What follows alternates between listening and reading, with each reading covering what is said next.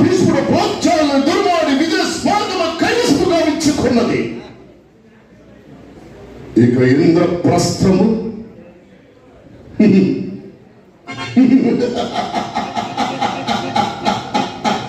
వారిగా కావచ్చును, కానీ అది మేము జీవితమున కైవసము గావించుకుంటుంది.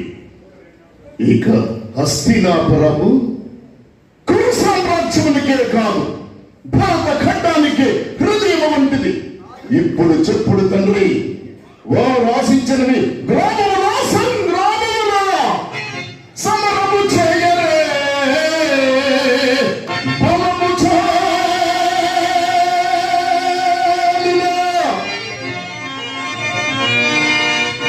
తండ్రి, వారు బలవంతులై మమ్మల్ని జరుపుదరని కలలోనైన తలంపుకు తండ్రి సమర